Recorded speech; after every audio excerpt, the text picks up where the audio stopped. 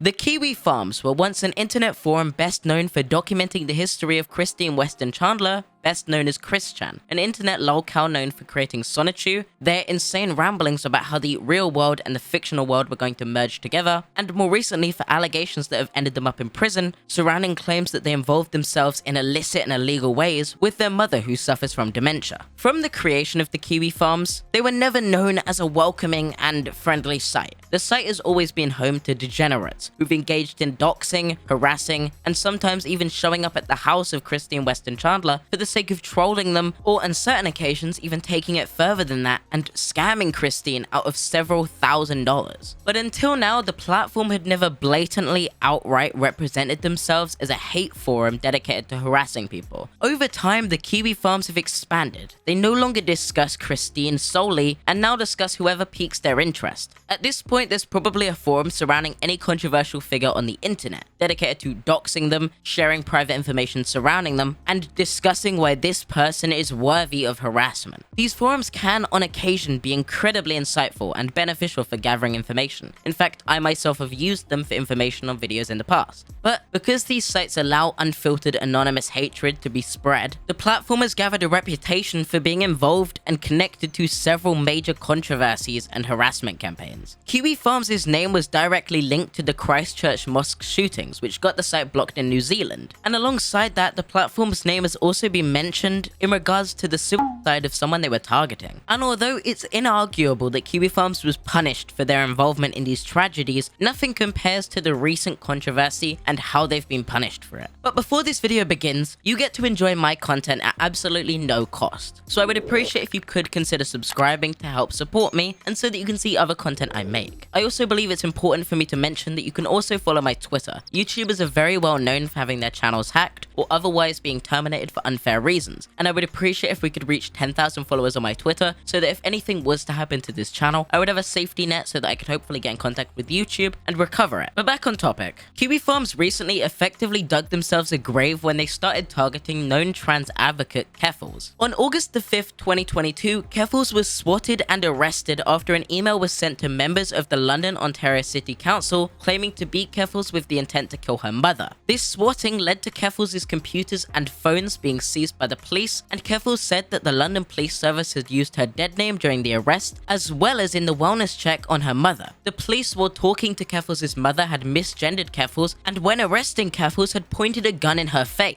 In response to this targeted harassment, Keffals told Global News that she would not be backing down, saying that she has trans people come to her almost every day saying that they came out to their families because of Keffals, and the leader of the New Democratic Party responded to the situation in a tweet saying trans folk, especially trans advocates, deserve the freedom to make themselves heard, not be doxed and swatted, arrested at gunpoint, and dead-named repeatedly. Following the swatting, Keffals would move into a hotel, which on August the 17th, 2022, would have its location published on Kiwi Farms. Trolls from Kiwi Farms would then send pizza deliveries to Keffals' door using Keffals' dead name. At the time, trolls from Kiwi Farms may have believed it was funny, and that this would all be a good troll that wouldn't have any long-lasting consequences or get them in any kind of hot water. This would not be the case, as instead of Keffals simply responding with anger and then moving on, Keffals decided to start the movement Drop Kiwi Farms. This movement's main goal is to end the relationship between the, and I quote, far-right hate forum Kiwi Farms and the digital service providers that keep the platform active and online. This movement intends to speak up for many of the people that have been targeted by Kiwi Farms in the past and harassed, even leading some to take their own life. They describe Kiwi Farms as a far-right hate forum where users harass online figures, primarily transgender and neurodivergent individuals in specific. And speaking on my own experience, I've seen nothing but slurs hurled at me every time I speak about being non-binary on this channel. The Drop Kiwi Farms movement discusses 3 individuals in particular who were targets of harassment from Kiwi Farms. These 3 victims all took their life after harassment from Kiwi Farms, and since then, Kiwi Farms has taken no accountability for these deaths. The movement states that Julie, the first victim of Kiwi Farms, was a 19-year-old autistic girl who suffered from ADHD. Upon Kiwi Farms' discovery of her through her eccentric Facebook and OkCupid rants, it was obvious she was a victim of domestic abuse and grooming. She had been in a long-term relationship with her 28-year-old boyfriend and bore visible signs of physical and mental abuse. Kiwi Farms took it upon themselves to bully, stalk, and harass Julie for almost a year, until shortly after her 19th birthday, she took her own life. Chloe Segal was another victim of Kiwi Farms, an indie game developer who in 2013 opened a campaign on the crowdfunding website Indiegogo, claiming she had metal poisoning and needed treatment. However, she actually used the money for gender-affirming surgery. After information was made public that outed her as trans, she caught the attention of the Gamergators and Kiwi Farms. What followed was years of transphobic harassment, stalking, and death threats until 2018 when she took her own life. The final example provided by the Drop Kiwi Farms movement is that of Near. Near, also known as Bew, was a non-binary software and emulator developer whom the forums developed a thread on. Despite the thread being short, Near found it distressing enough that in June of 2021, they emailed Joshua Moon with an offer of $120,000 to take the thread down. In a series of emails between Near and Moon, Near explained why exactly a short thread would cause so much distress and had tried to negotiate any means possible of having the thread taken down. 2 days after Joshua Moon rejected their offer and before Near took their own life, Near wrote a Twitter thread where they blamed Kiwi Farms for pushing them over the edge. There are various other examples linked back to Kiwi Farms in regards to harassment that led to the loss of life, and Kiwi Farms has done nothing but refuse to take accountability for allowing and enabling this harassment to take place, and sometimes members of this platform have been seen gloating and celebrating the death of these individuals. For Kiwi Farms to have continued remaining active as a public platform, all they needed to do was enforce stricter guidelines.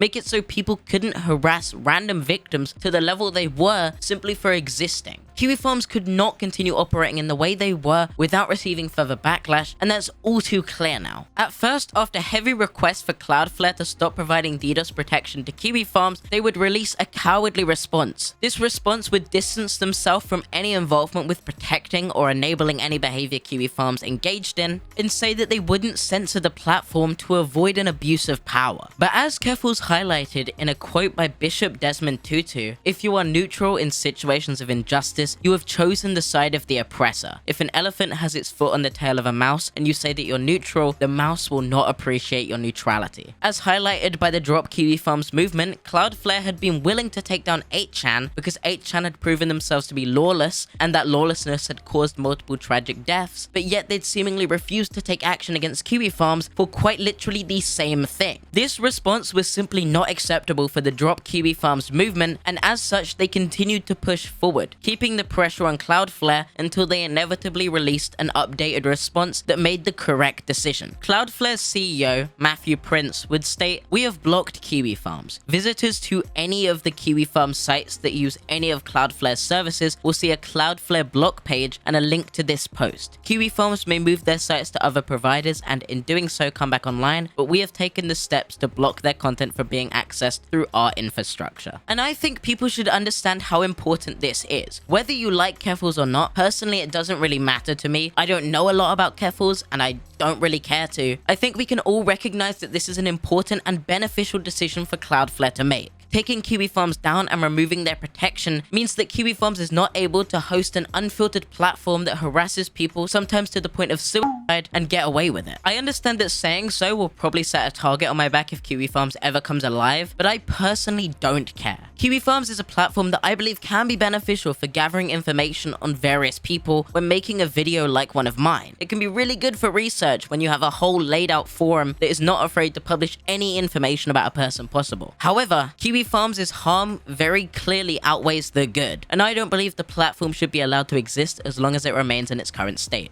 In response to Cloudflare's statement, Keffals' team would release a positive statement in regards to this movement, saying, "Today, Cloudflare has dropped the notorious far-right hate forum Kiwi Farms. As CEO Matthew Prince has noted, threats against human life have been escalating in the past 48 hours on the website and happening in a much faster manner than law enforcement is able to keep up with. Kiwi Farms has been around for over a decade, and at no point in the site's history have they come under as much fire. This is a historical moment where thousands of people have stood up and taken a stance against online harassment and hate." And though this obviously wouldn't permanently get rid of Kiwi Farms, they would then very soon after open a Russian Kiwi Farms under a Russian DDoS protection provider. The Drop Kiwi Farms movement had effectively achieved all of their goals at this point. But then, less than 24 hours later, the DDoS protection company in Russia that was protecting Kiwi Farms also dropped Kiwi Farms, with the Russian domain for Kiwi Farms now going offline, and Joshua Moon, the owner of Kiwi Farms, stating, "I do not see a situation where Kiwi Farms is simply allowed to operate. It will either become a fractured shell of itself like 8chan, or jump between hosts and domains like Daily Stormer." The FBI would label Kiwi Farms as a threat of domestic terror, and the CEO of Cloudflare had said Kiwi Farms was an imminent and emergency threat to human life. Kiwi Farms' reputation is destroyed, and many people are aware of simply how far harassment goes on this platform now. Kiwi Farms will never be able to quietly exist while they continue to act in this way again. Kiwi Farms is effectively dead,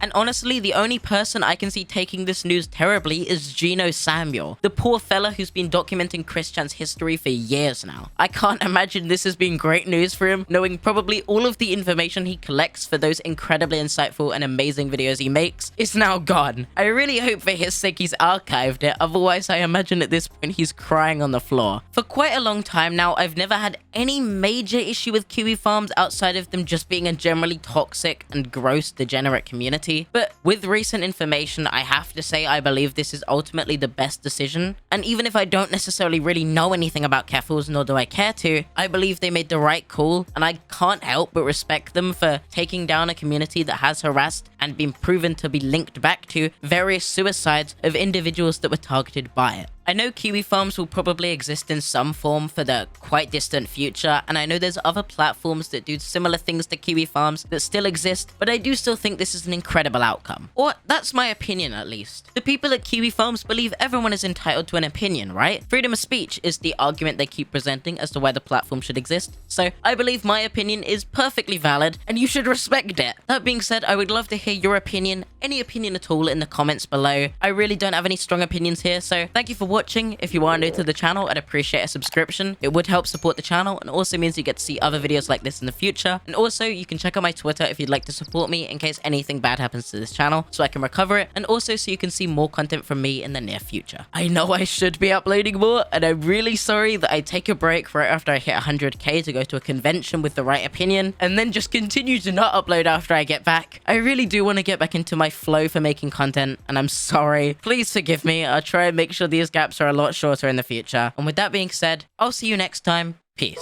Said she wanna rock with a nigga like me. I'm a stylish guy. Spend a little guap with a nigga like me. We can catch a fly. Said she wanna rock with a nigga like me.